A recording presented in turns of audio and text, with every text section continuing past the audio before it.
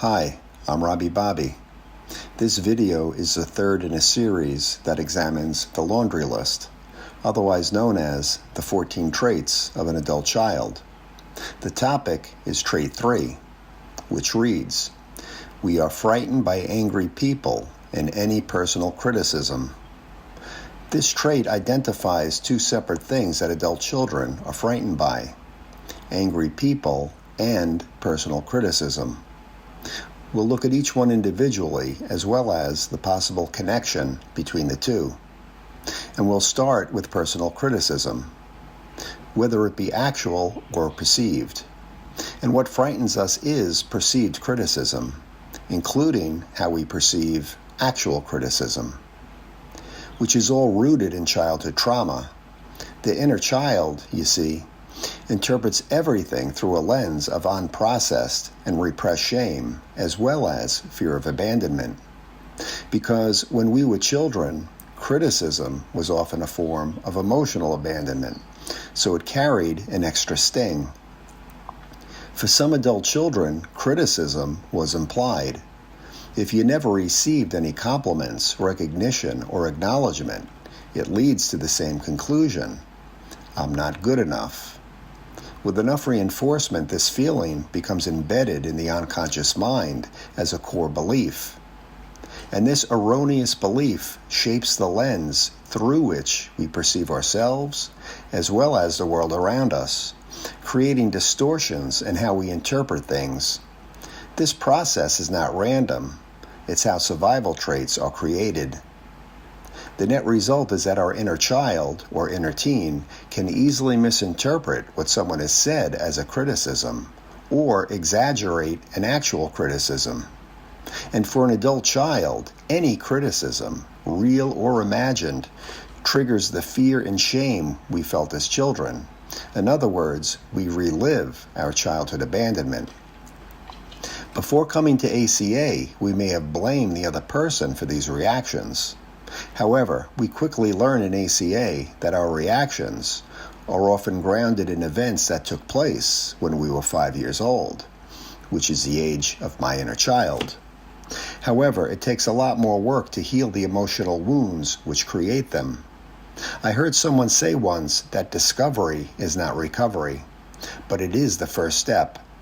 Knowing you're sick makes you willing to seek treatment. And the medicine prescribed in the ACA program is self-love.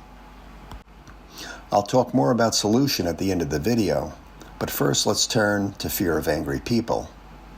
In my case, my father was a rageaholic and would often become violent. Whether his rage causes alcoholism or his alcoholism causes rage, I don't know.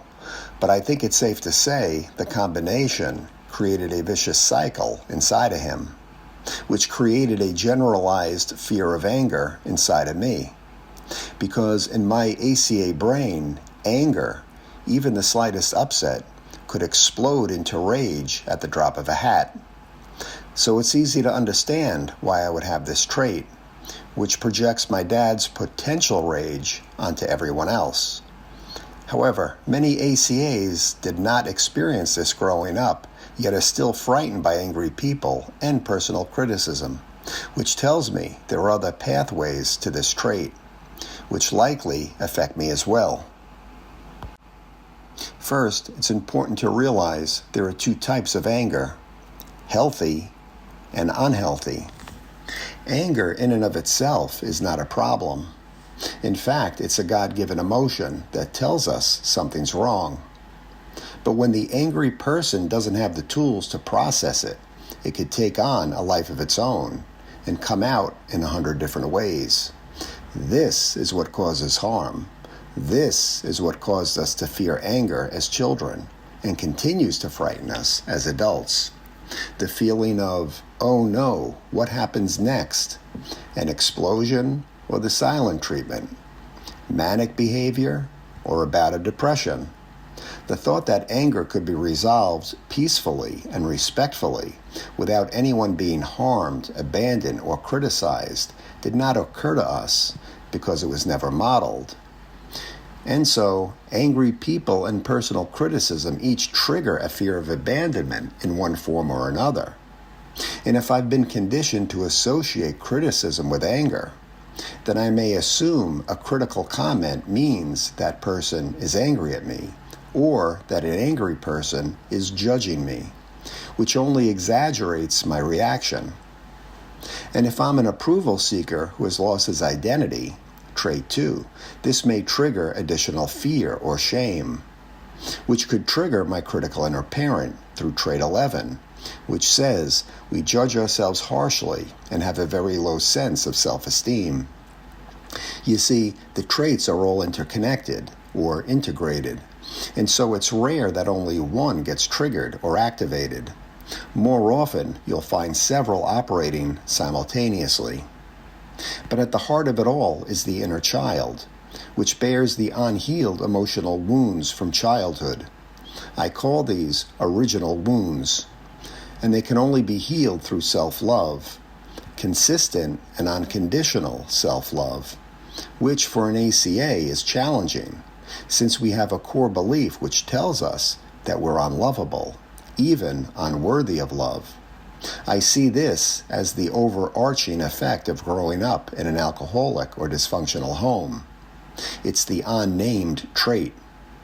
This creates a classic catch-22 because how are we supposed to love ourselves when we believe that we're unlovable?